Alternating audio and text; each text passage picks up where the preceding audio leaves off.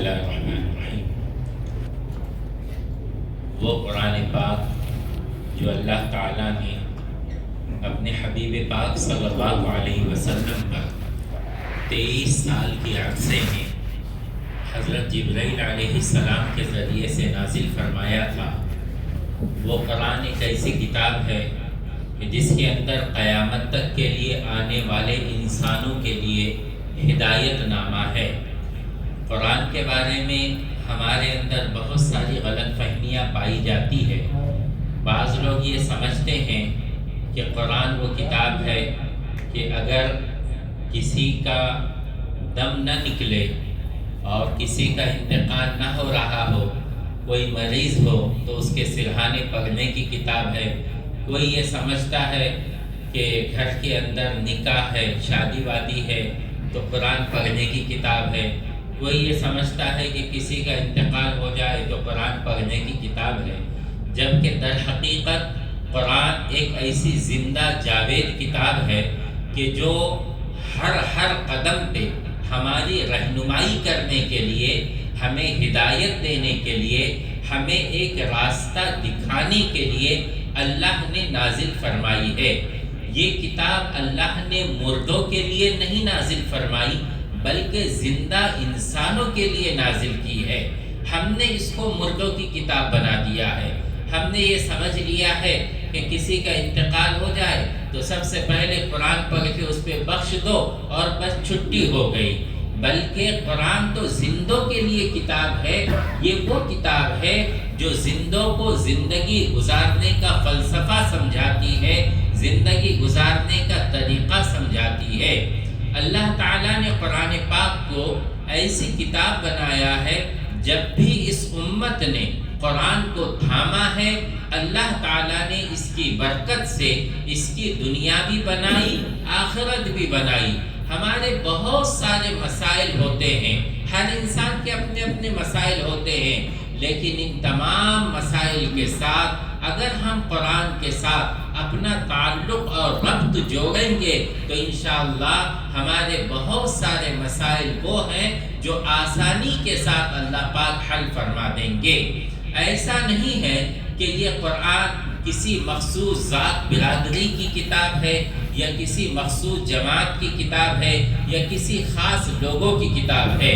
اللہ کا کرم ہے کہ اللہ نے ہمیں وہ کتاب عطا کی ہے جس کو ہر ایمان والا، ہر کلمہ پڑھنے والا، چاہے اس کا تعلق کسی بھی ذات سے، برادری سے، نسل سے ہو، کسی بھی رنگ کا ہو، کسی بھی علاقے کا رہنے والا ہو، امیر ہو، غریب ہو، ہر ایک کے لیے اللہ نے اس کتاب کو عام کر دیا ہے۔ دنیا کے دیگر مذاہب ایسے ہیں کہ ان کی مذہبی کتابیں ایک خاص نسل کی طرف، ایک خاص جماعت کے حق میں اور ایک خاص جس کو کہہ سکتے ہیں کہ طبقے کے ہاتھ میں وہ رکھی گئی ہے۔ عام لوگوں کو ان کتابوں کو پڑھنے کی نہ تو اجازت ہوتی ہے اور نہ سمجھنے کی اجازت ہوتی ہے۔ لیکن اسلام میں اللہ نے ہمیں جو کتاب عطا فرمائی ہے، اس کتاب کی خاصیت ہی یہ ہے کہ وہ سب کے لیے عام ہے۔ اب قرآن کا ہم پہ حق یہ بنتا ہے کہ ہم اس کتاب سے جڑ جائیں۔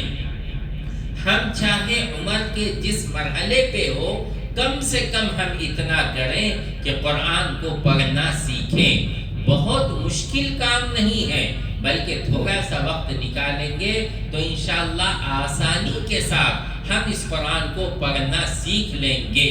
پہلے زمانے میں خطوط ہوتے تھے، آج کے زمانے میں میسیجز ہوتے ہیں۔ اگر کسی کا میسیج ہمارے پاس آتا ہے اور ہم پڑھنا نہیں جانتے ہیں تو ہم اس کو ایسے ہی نہیں چھوڑتے ہیں کہ بھئی جانے دو، اپنے کو تو پڑھنا نہیں آتا ہے، کیا کریں گے دیکھ کے، بلکہ ہم کیا کرتے ہیں، کوشش کرتے ہیں کوئی پڑھنے والا ہمیں ملے اور ہم اس سے وہ میسیج پڑھوائیں، اس کو سمجھے، اس میں کیا کہا جا رہا ہے اس کو جانیں۔ ایسے ہی قرآن کا معاملہ ہے۔ اگر ہمیں قرآن نہیں آتا ہے اور ہم اس کو پیٹھ پیچھے چھوڑ دیں گے، کل قیامت کے دن اللہ کے رسول صلی اللہ علیہ وسلم ہمارے خلاف اللہ کے سامنے شکایت کریں گے۔ قرآن میں اللہ نے کہا وقال الرسول یا رب ان قومی اتخذوا هذا القرآن مہجورا، رسول اللہ سے شکایت کریں گے کہ اے اللہ میری قوم نے اس قرآن کو اپنے پیٹھ پیچھے ڈال دیا تھا۔ اللہ نے اتنی عظیم الشان کتاب عطا فرمائی، اب اس کا حق یہ ہے، پہلا حق تو یہ ہے ہم اس کو پڑھنا سیکھیں، آہستہ آہستہ کیوں نہ ہو لیکن اس کو پڑھنا سیکھیں۔ جب ہم اس کو پڑھنا سیکھیں گے اللہ پاک خود مدد فرمائیں گے۔ پڑھتے پڑھتے اللہ اگر حوصلہ دے، جذبہ دے، اس کو سمجھنے کی کوشش اللہ کرے تو وہ اگر ہمیں ہو جائے تو اللہ ہمیں ایسے اسباب عطا فرمائے گا کہ قرآن بھی سمجھنا ہمارے لیے آسان ہوگا۔ لیکن پہلا مرحلہ تو ہم پار کریں کہ کم سے کم قرآن کو پڑھنا ہم سیکھیں۔ بہت سارے لوگ ہندی کے اندر یا کسی اور زبان کے اندر قرآن پڑھتے ہیں تو اور یہ سمجھتے ہیں کہ بس قرآن ایسے پڑھنا یہ کافی ہے۔ اصل میں مسئلہ یہ ہے کہ عربی زبان بہت نازک زبان ہے اور اس زبان کا پورا تعلق پروننسیشن سے ہے، تلفظ سے ہے۔ جو تلفظ ادا کی جاتی ہے اس سے ہے، اور یہ حقیقت ہے کہ دنیا میں ایک زبان کا تلفظ دوسری زبان میں منتقل نہیں کیا جا سکتا۔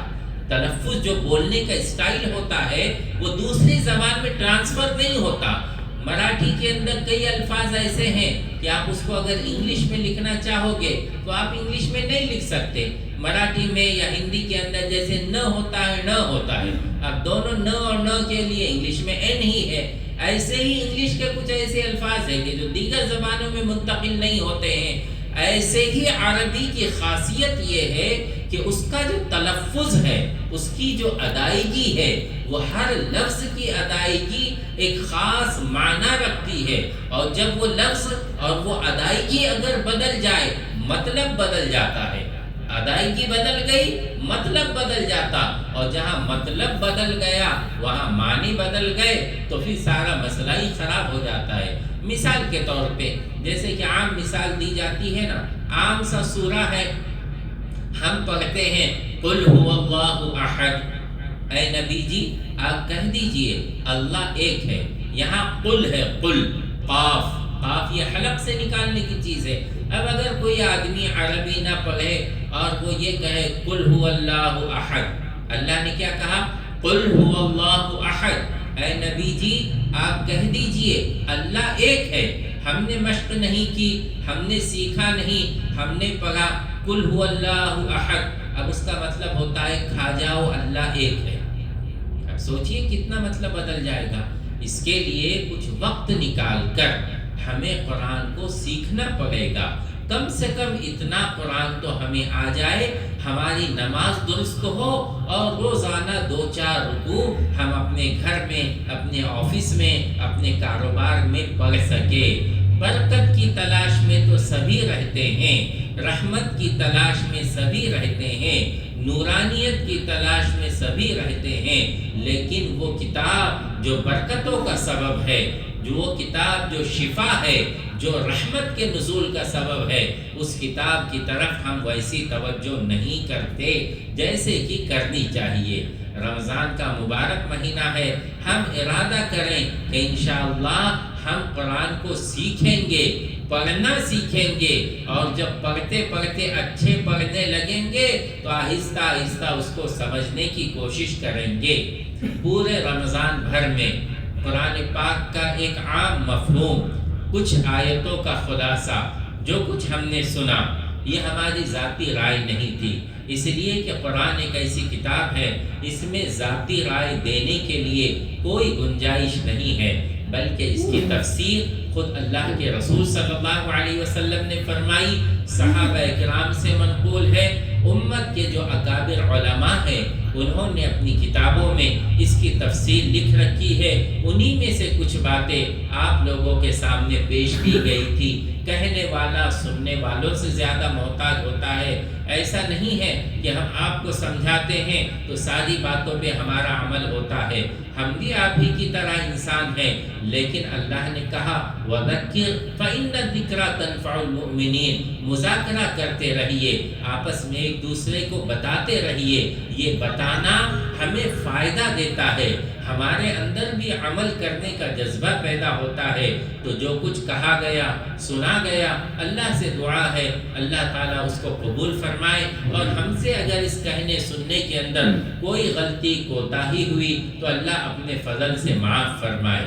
آپ لوگوں کا بھی ہمیں شکریہ ادا کرنا چاہیے کہ آپ تراویح کے بعد جتنا بھی وقت ہے اس میں بیٹھے، اللہ آپ کے بیٹھنے کو بھی قبول فرمائے اور ہم سب کو قرآن کی برکتوں سے مالا مال فرمائے۔